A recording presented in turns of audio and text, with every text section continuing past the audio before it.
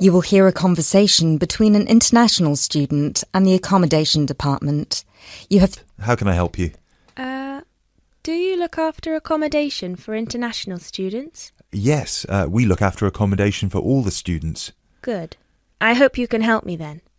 I've only just been accepted onto a postgraduate course, and I want to know if there is any accommodation available from this September. I know it's very short notice. Yes, it is rather late, but I'm sure we'll be able to find you something. First of all, can you give me your name and student number so that I can find you on the system? Sure.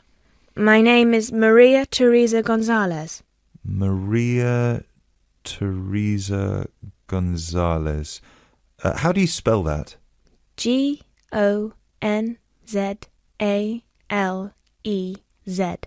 Thank you. Got it. And your student number, please?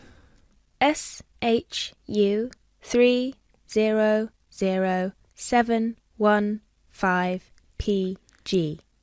SHU 300715PG. Ah, here you are. Department of Modern Languages. Yes, that's me.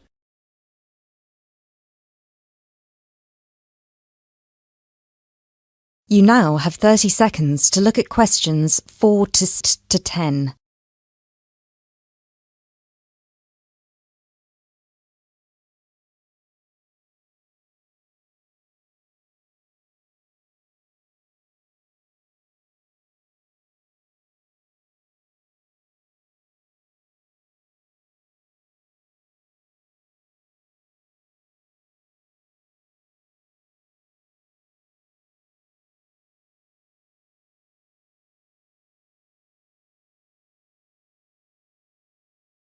Okay, now there are several options for postgraduate students. Firstly, there is the Trigon. This is a new block near to the station and not far from the main campus. Accommodation is what we call cluster accommodation. What does that mean? There's a small group of rooms, usually 6, each with its own bathroom clustered around a lounge kitchen area which is shared. Oh, I see. That sounds good. They are very popular. The price for these is £99 per week, and we do have some availability left. However, for postgraduate students, there are other options. And what are they? There's another apartment block called The Cube, located near the west gate of the campus. Accommodation there is in 1 or 2 bedroom self-contained flats.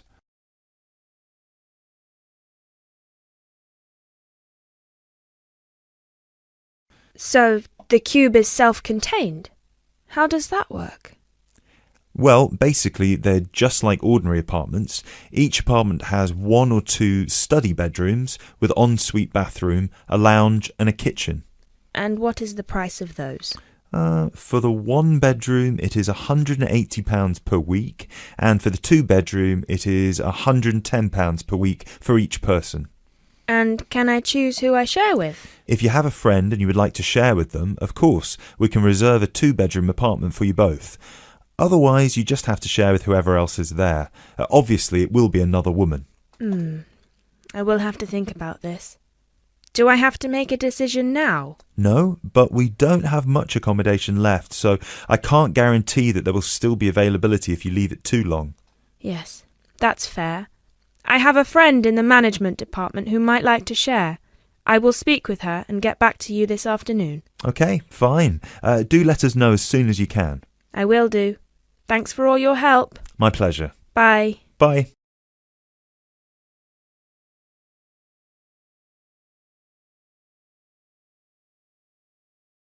That is the end of part 1. You now have half a minute to check your answers.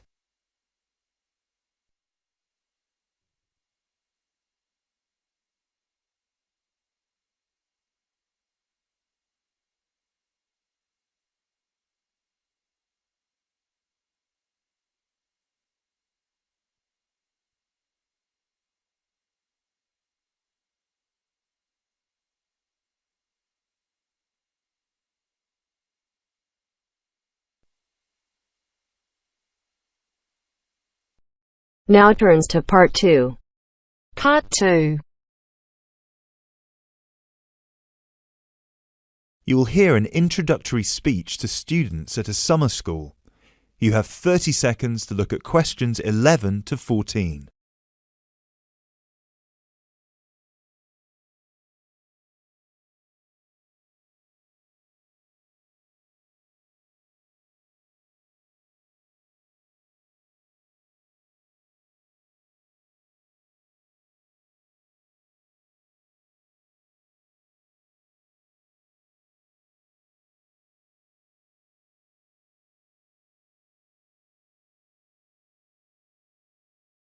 Good morning, everyone, and welcome to Climb Summer School.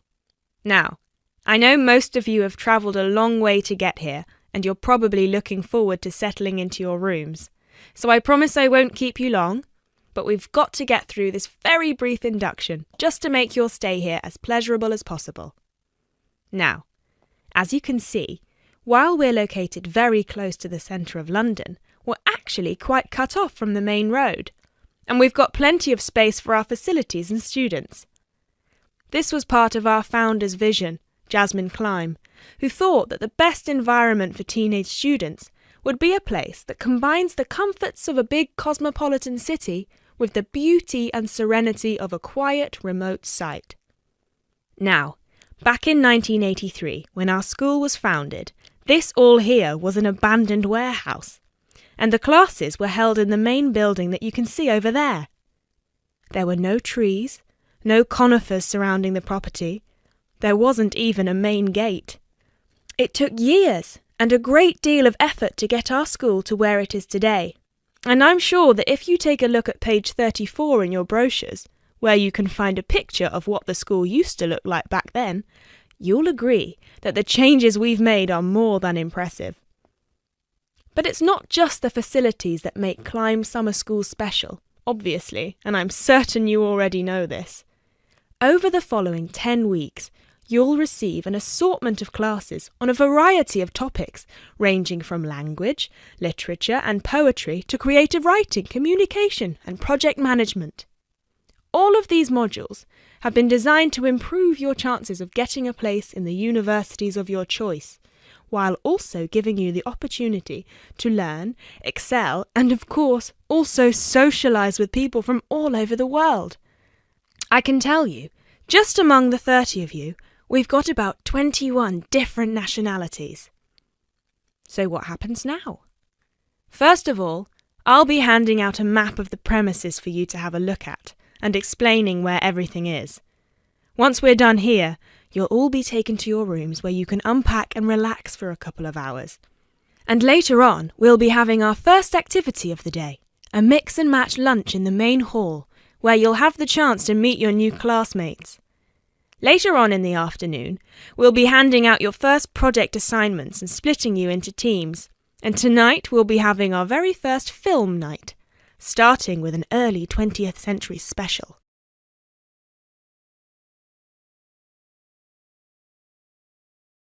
You now have 30 seconds to look at questions 15 to 20.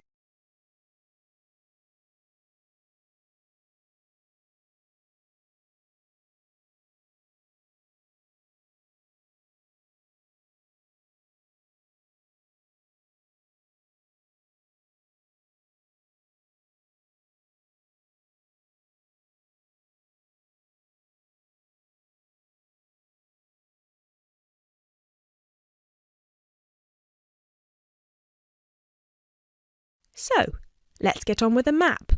You've already got a version of it in your brochures, so if you can open them to the last page so we can have a look. Very well. As I showed you before, the actual school is right over there in the middle. That's where you'll be having most of your classes. Adjacent to it, you'll find the main hall, which is where we'll be hosting most events, such as today's lunch. On the left from the main building, you'll find a smaller building, which is where the accommodation and welfare offices are located. This is labelled as the garden office at the front, and it's easy to spot because it has a green door. Each of you is assigned to a different residence hall. We've got 3 residence halls in total, 1 on the left and 2 on the right. The one right next to the garden office is Ursula Hall, named after our founder's sister, while the other two are Peter Hall and William Hall. Now, as you can see, there are 3 more buildings to the left of the semicircle here, and 1 more building on the right-hand side, next to William Hall. So that one, which is shaped a bit like a dome, is the pavilion.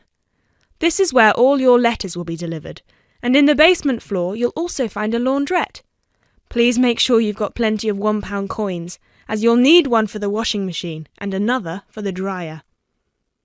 And that row of buildings on the left, the one closest to us here at the gate, is the canteen, where you'll be able to buy snacks as well as breakfast, lunch and dinner, on days when we don't have an event with food provided. The next one is the gym, which is open from 7 a.m. to 8 p.m. from Monday to Friday, and until 10 p.m. at the weekend. And the last building, right over there, is the study centre, where you'll find plenty of computers and books, as well as a great selection of DVDs and magazines that you can borrow with only a small refundable deposit of £5. Now, please remember to keep your student card with you at all times, as you'll need it to access most of these facilities. That is the end of part 2. You now have half a minute to check your answers.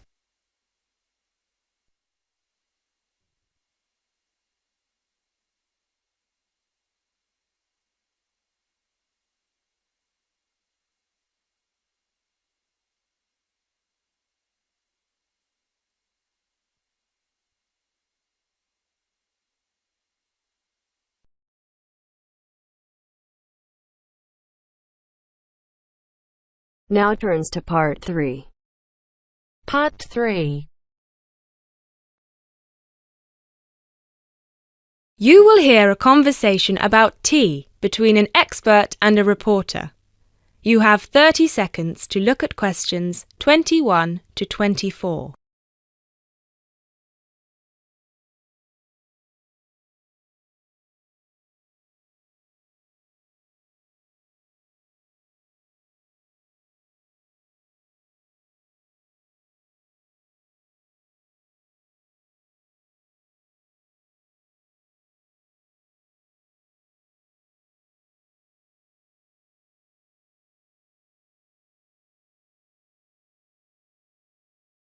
Hi, Jacob. Thank you so much for coming along today. It's my pleasure. I'm very intrigued about what a tea meditation entails exactly. Well, it's very simple, really. I think the first thing you need to keep in mind is that it is mostly about leaving everything that you have been thinking or worrying about today to one side. Really focus on the present moment. Oh, it sounds great. I certainly don't know very much about tea, and I'm keen to get started. But before you go into more detail, can I ask you what your favourite kind of tea is? Well, I think the kind of tea we are going to have today is my favourite. It is pu'er tea from Yunnan province in southern China. What makes this tea special? Pu'er is a dark tea. The regions of Yunnan, the north of Vietnam and Laos, have one of the best climates for growing tea in the world. Pu'er is a post-fermented tea. Oh, what is a post-fermented tea exactly? It is a tea that has undergone a period of aging in the open air. They age the tea for days, even years. The exposure to humidity and oxygen help to oxidize the tea leaves and encourage fermentation. This changes the smell of the tea and also removes a lot of bitterness from the taste. It sounds similar to the process of aging wine. The process is different, but the effect of aging on the taste is certainly similar. Does this mean the tea can be quite expensive? Absolutely. It can be very expensive. The tea is usually pressed into balls or cakes and sold. At one time, only tea enthusiasts cared about buying these cakes, but now many people have realised that they are an investment, and so buy them like they would buy gold, because the price goes up a lot over time. You now have 30 seconds to look at questions 25 to 26.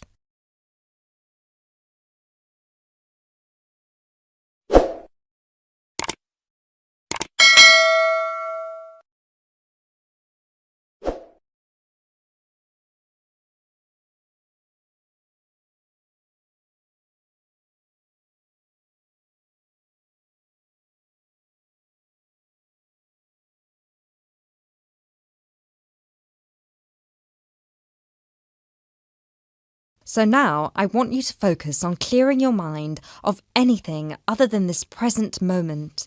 Let go of any concerns. Okay, one slight problem. I will need to record our conversation, and I will need to take notes for the article. I plan to write about this for my newspaper. Is that okay? Oh yes, of course. Whatever you need. Thank you. I'll try to keep my notes to a minimum. Good. So, where was I? Oh yes, I think very few people really appreciate the complexity and variety of tea that exists in the world. Right. Most people are maybe like me and just use tea bags. Exactly, and with a tea bag, the tea is trapped inside and cannot move around freely. You can really taste the difference drinking a brewed tea that was free to move around through all the water. So, do you ever use tea bags? Never.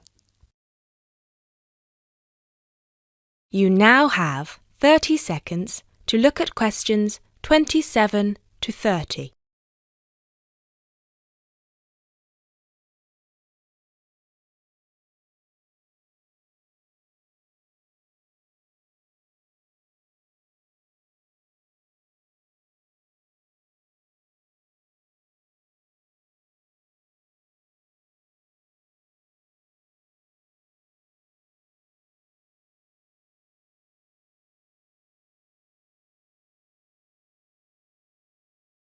There are many different kinds of tea: white, yellow, black, green, oolong, matcha, herbal and many others. Each one has its own unique properties.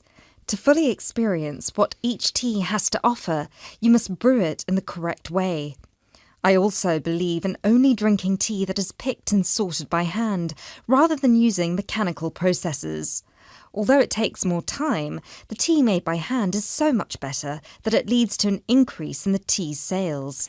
But in that case, surely if there is more interest in the tea, and with the time-intensive farming process, this means there could be shortages because the demand is higher than the ability to produce it. There were shortages for a while, but then an artificial fermentation process was developed in the 1970s, which helped to speed up the fermentation times. As I mentioned, this process has an aging effect on the taste of pu'er tea that is very similar to the effect on the taste of wine that you get from that fermentation process, though for pu'er tea today, we're talking about that artificial process. How can they do this artificially? The farmers gather the tea leaves into a big pile, then cover it with a large sheet or tarp. They spray water on the tea every now and then, and therefore fermentation happens faster. Usually, the tea is left for 30, 45, 60, or even 90 days still. The farmer will check the tea every few days, and just by the feel of the tea, he knows whether it is ready or if it needs more time. Wow. That sounds like a fascinating process. I never realised that there was such a science behind producing tea. Well, now you are ready for the best part, the tasting of it. That sounds like a very good idea to me. So what I will do now is boil the water, and we can begin our meditation. What does that entail? We need to focus on only two things. The first is your mind and body. Forget everything that you have been worrying about today. Forget about what you have to do later on, or what somebody said to you earlier. Focus on your breathing and on how your body feels. If you have aches and pains, acknowledge them. Pinpoint where there is tension in your body and try to release it. Oh, yes. I can really feel tension in my shoulders. Let it go. Close your eyes if that helps. Take deep breaths in and out. Soon we will drink the tea. When you drink it, think about the taste and how it feels on your tongue. Is it easy to swallow the tea, or do you need to gulp it? Can you brew the tea leaves more than once? Oh yes, you can brew some teas more than 10 times. Now we will shift to noble silence, focusing only on ourselves and the tea. Enjoy.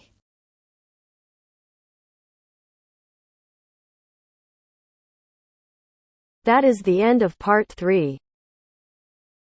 You now have half a minute to check your answers.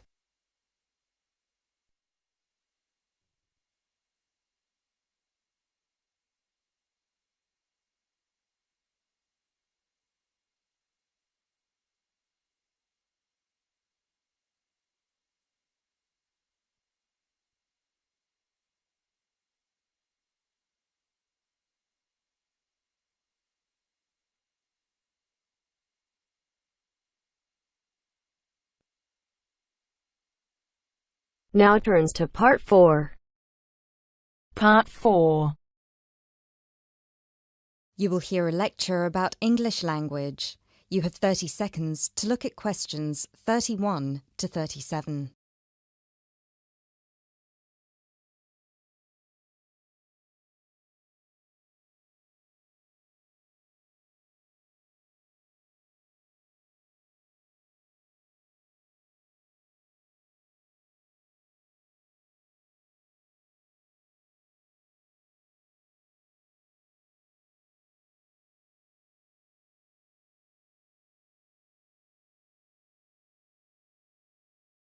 Those of you who were here last week will remember that we talked about the journey of the English language from its early Indo-European origins through to Old English, Middle English, and then to early and late modern English before it reached the form that it has today. Today, we will be continuing that theme by focusing on the future of the English language and all the places it might go from here. There are about 2.1 billion people around the world who can speak English. Out of these, only 400 million are native speakers, which means that 4 in 5 English speakers are non-natives. This is obviously quite an impressive number, considering that just 2 centuries ago, in 1801, there were only about 20 million speakers of English around the world, and languages like French and German were ahead of English in terms of how many people were using them. But what does it mean? What it means is that the future of the English language doesn't really depend on its native speakers, but on that massive number of non-native speakers learning it around the world. Has anyone heard the term pidgin before, or Creole? A pidgin is a simplified version of a language which acts as a bridge between two people who don't have a common language, allowing them to communicate with each other. While a Creole is a language that evolves from a pidgin, with the difference that it is fully formed with clear grammatical rules and vocabulary. There are currently dozens of pidgin and Creole languages based on English around the world, for example, Nigerian pidgin or Jamaican patois. These languages are also known as Englishes. What's interesting about these Englishes is how different they sound to, for lack of a better term, proper English. Take the word trousers, for instance. In Sheng, which is a Kenyan Creole language, they're called longi because they're long. But even versions of English that are recognized as official variations or dialects still differ greatly from each other. Americans and Jamaicans would call the back of a car where you store your luggage the trunk. Britons, Australians, Canadians, and other Commonwealth countries would call it the boot. A subway in the UK is a tunnel under a road that allows pedestrians to cross safely. In the US, it's an underground train. You might think of these differences as minute, but when you take into account the dozens of different versions of English out there, a very intriguing parallel arises with another language from the past: Latin. Latin, too, used to be a lingua franca. Nowadays, it's all but dead, spoken only by a few clerics and scholars. At some point in history, it splintered into various different languages which became known as Romance languages. For example, Spanish, Italian, or French. There are some that theorize that the same thing might happen to English in the near or distant future, that all these Englishes we have today in different countries will continue to develop, so pidgins will turn into Creole languages, and Creole languages will turn into just languages, and English itself, as we know it today, will disappear, or become less and less important. It's an interesting theory, if nothing else. You now have 30 seconds to look at questions 38 to 40.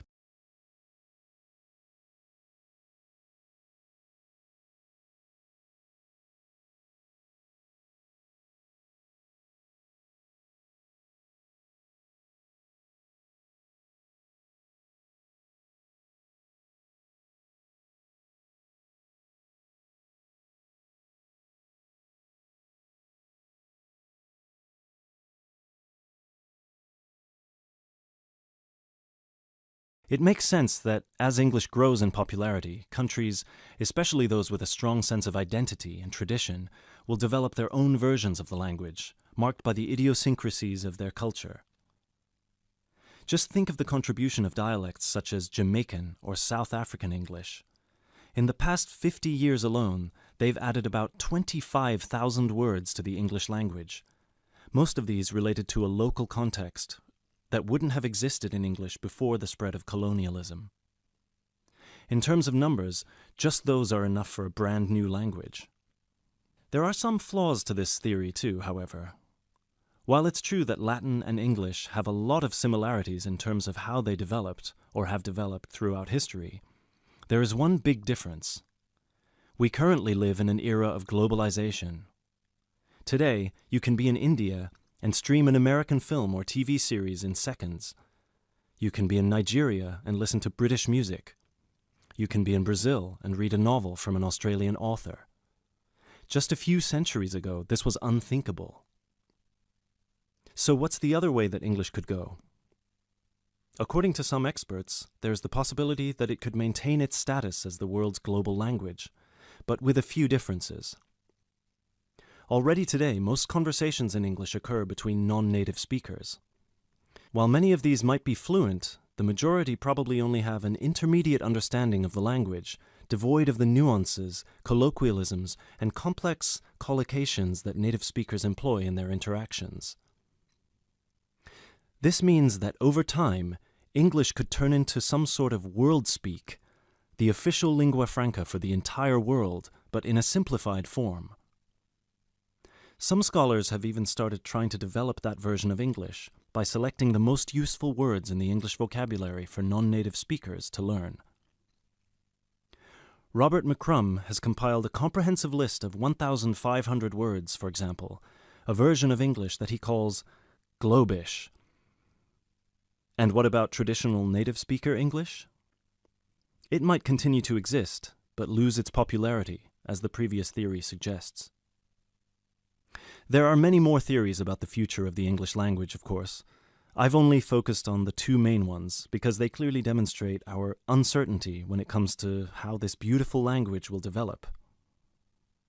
English is in a unique, unprecedented position. No other language has achieved the same levels of popularity in human history, especially in terms of non-native speakers. So, as this is clearly uncharted territory, only time will be able to tell us what will happen.